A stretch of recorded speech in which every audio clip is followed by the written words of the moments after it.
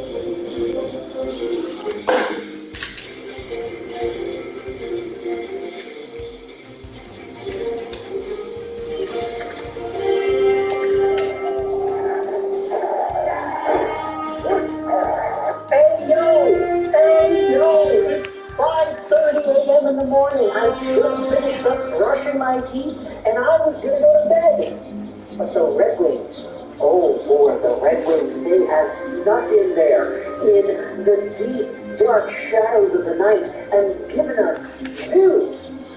We had ourselves another update from Chris Johnston. Now, this is the Our Hockey subreddit. What I wanted to do was just read all the stuff that's on here, because it's easier to go over it in a chronological format.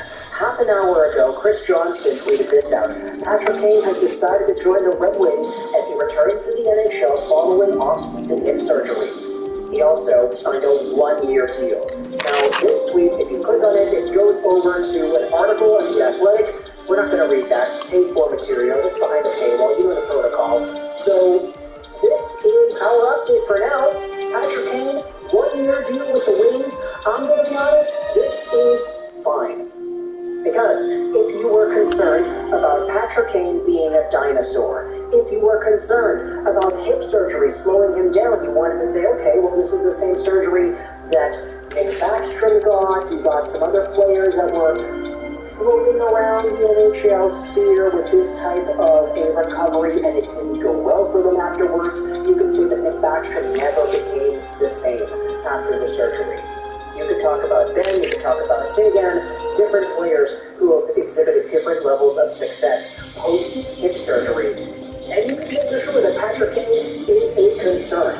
There is a concern, or two, or three, that he's 35 years old, that he's coming off of his surgery, that he may not be as good as he was before, because he was pretty good. I mean, last year, 57 points in a total of, 73 games played, definitely not a bad player, and 92 points the year before that. So Kane definitely has a lot of concerns, but if he works out, there's a lot of pay grade here. There's a lot to look forward to as a playmaking, dynamic offensive contributor. So, the Wings to go out there and reportedly, according to Chris Johnston, sign Patrick Kane to only a one-year deal. That right there is a pretty good get, because the initial rumors came out saying that he wanted a multi-year extension, multi-year deal. He wanted to be on the books for a while. As a 35-year-old player, it would have been tough to guarantee that with any team, especially with the concerns with the hip surgery. So if he's signing a one-year deal like Chris Johnston is reporting, then hey, the Red Wings have nothing to worry about. If Kane stinks, then that's okay. You let him go to free agency next year, and you don't let this bother you any further. But if Kane is actually pretty good. If he plays with DeBrincat, and he is good with DeBrincat, then who knows what the future holds in store here. The last time Kane and DeBrincat played together, Patrick Kane had 92 points in the year. And if you go over that season for Chicago, Alex DeBrincat had himself 41 goals in the process too. Not to say that DeBrincat has been slumping or declining in a significant capacity from last year, because you got to remember last year he was in Ottawa, and this year he's actually on pace to doing a lot better than he did with the Sens. On pace for 49 goals and 82 points, so this would be a career year for DeBrincat if everything continues the way it has.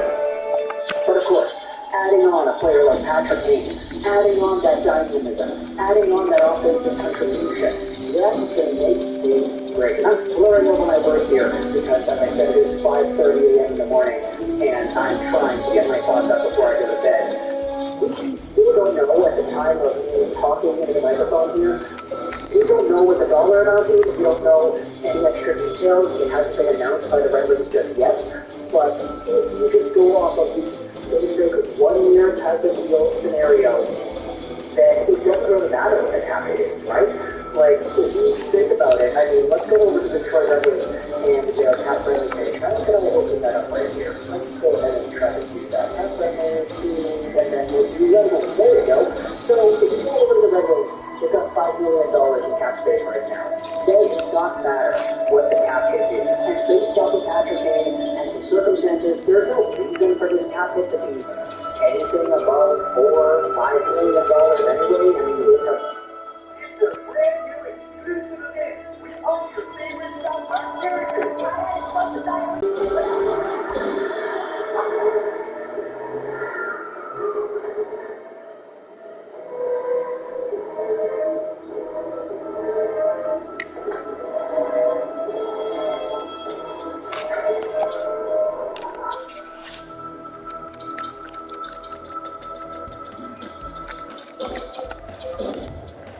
5.021 million in cap space. Did I say million twice? I don't know.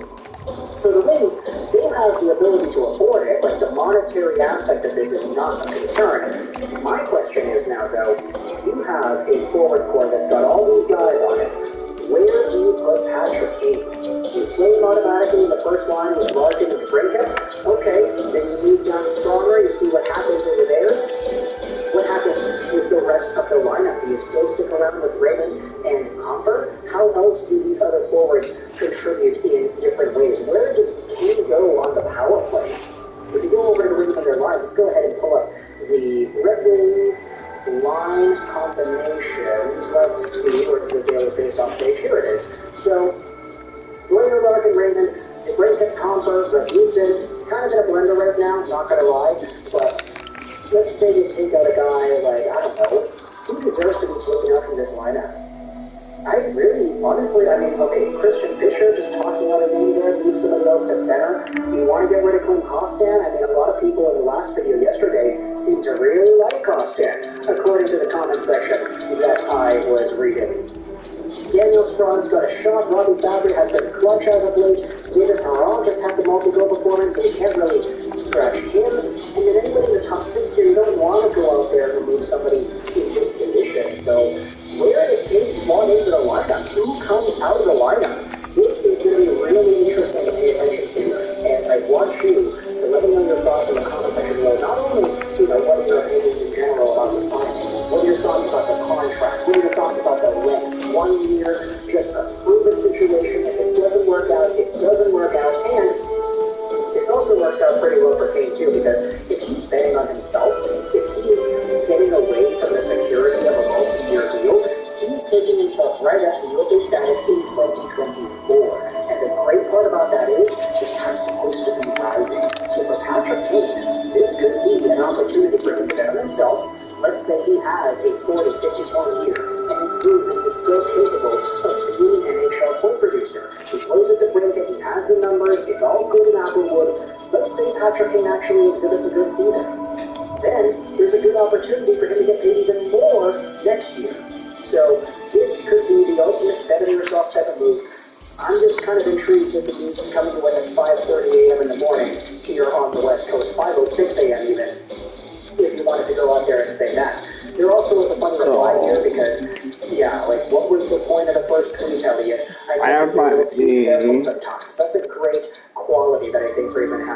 He says, good morning, all eyes are on Detroit and the possibility of King's arrival, and then he says, yep, it's official.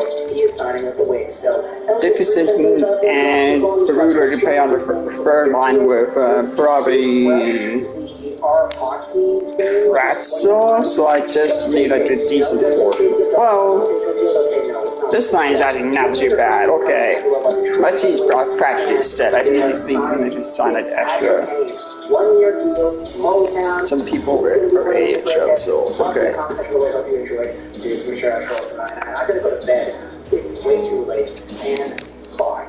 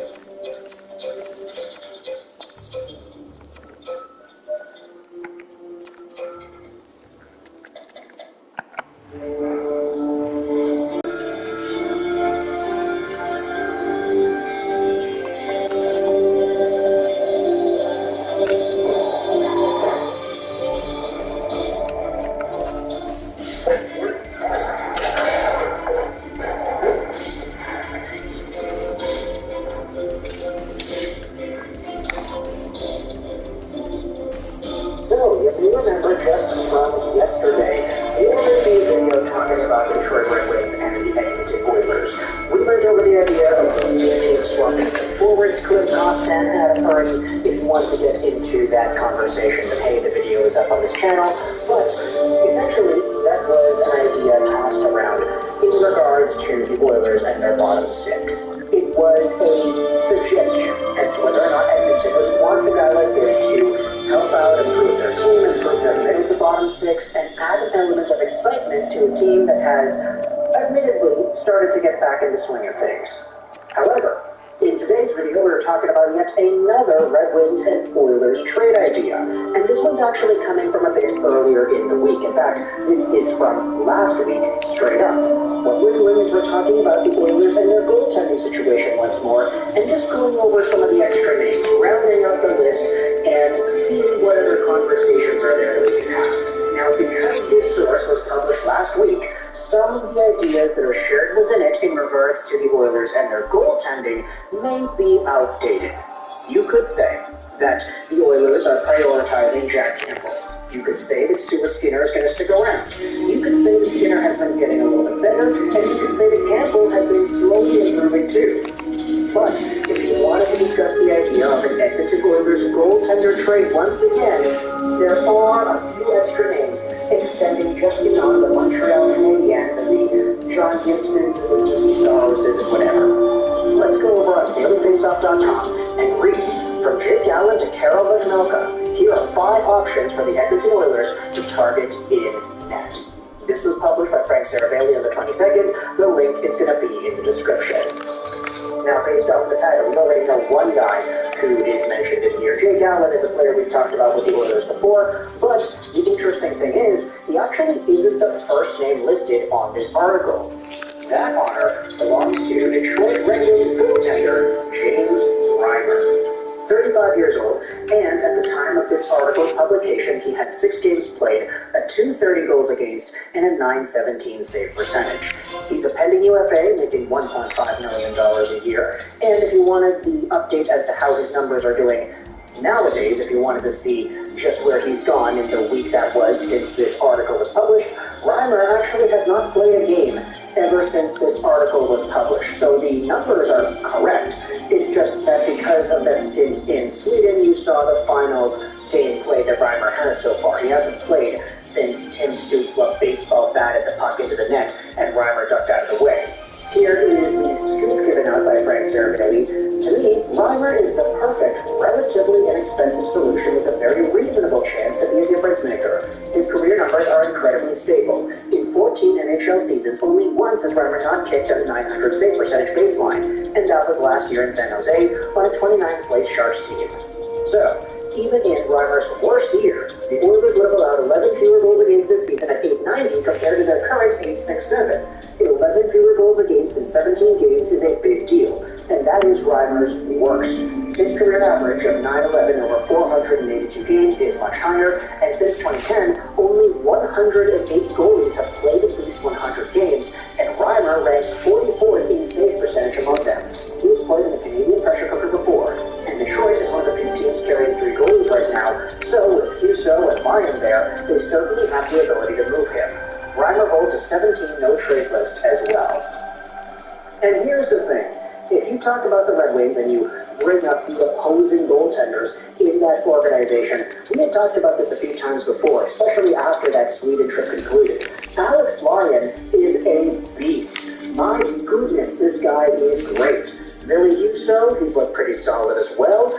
James Reimer is the only guy that has not really gotten an opportunity to kick the can ever since returning from Sweden. And you could say that because of that game with the Ottawa Tim Stützle baseball swing, you could say that was bad enough, that there's no reason to give Reimer another start, especially since Lyon and Husso have been pretty alright as of late. So if you wanted to say that it's probably not ideal to have a player like James Reimer just chilling on the bench, chilling in the press box, not really doing much outside of practicing with the team, if there is a trade opportunity for a guy who is making a pretty reasonable $1.5 million a year, could you send this guy to Edmonton and maybe get some stuff in return? We know that James Reimer knows what it's like to be a starter. He can be a starter. Sure, he had the load split between him and Bernier in Toronto, and then there was a San Jose stint as well.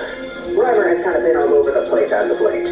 But he is an experienced and versatile NHL goaltender who has had his fair share of success the past few years. Even this season, his numbers aren't that bad. So if we wanted to say that there was an opportunity for the Oilers to capitalize on a team with 3 goalies in their system right now,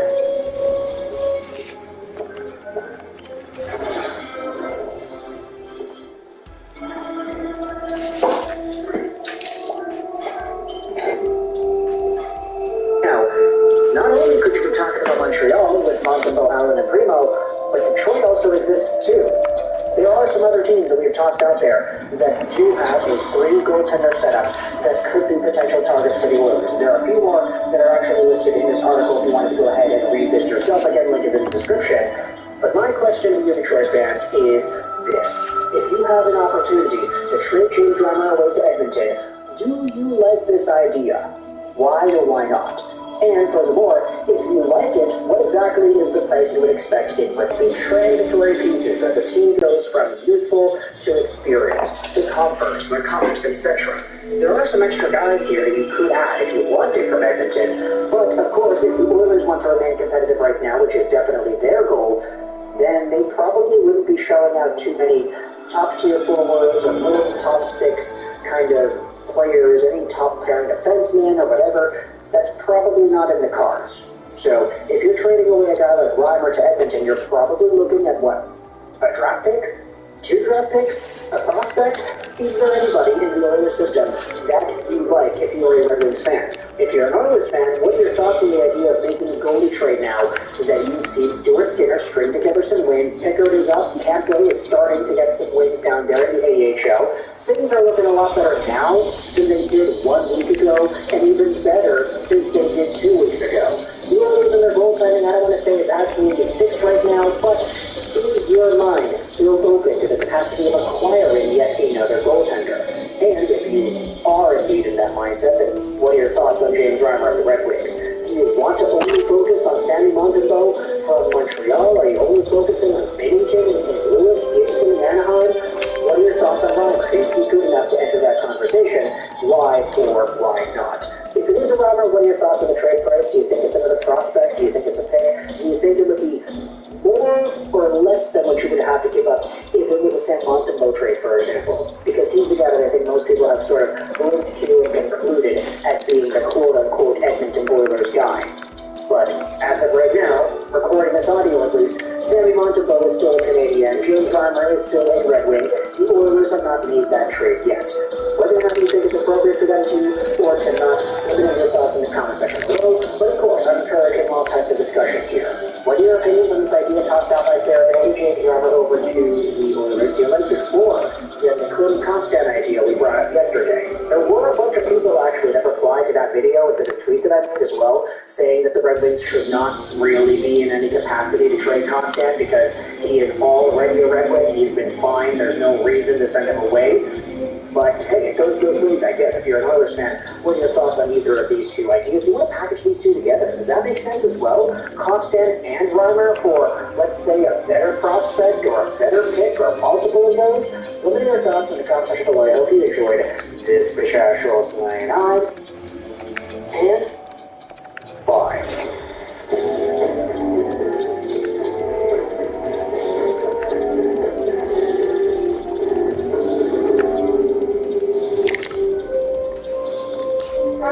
Here we go, This is Eastern Adventure. Hey, yo! Hey!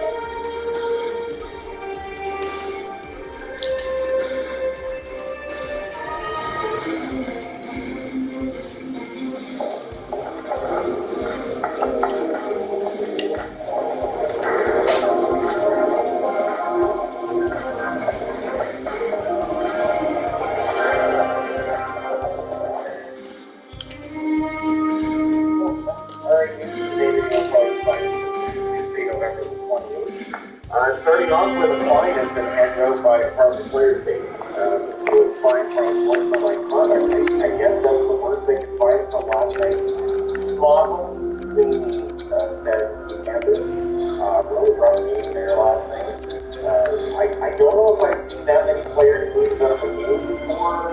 Like, it must be maybe sure, but since Ben's playing problems were taken away from the game, I don't know that I've seen that many thrown out on both teams. Maybe one team just hit the wall. Anyways, yeah, so the field's been fine. It's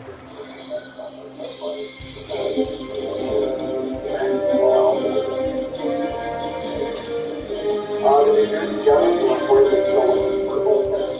Yes, Carroll reportedly,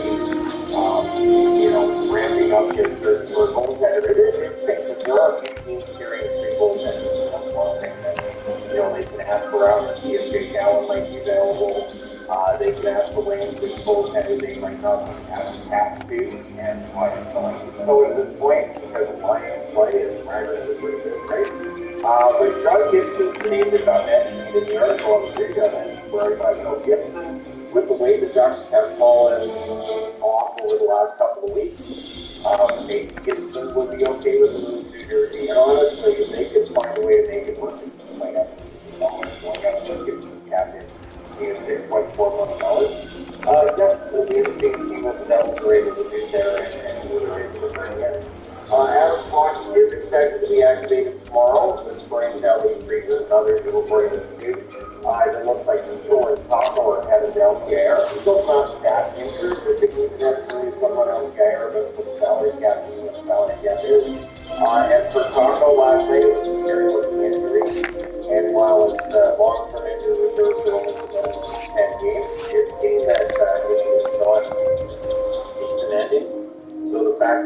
back before the end of the season. The good thing that the last 6 seasons for Chicago, he has had a slow start to the season offensively. It's another getting going, getting back sooner than later, and able to play and take that next step. So Patrick Kane is a member of the Detroit Red Wings, even though Detroit hasn't fully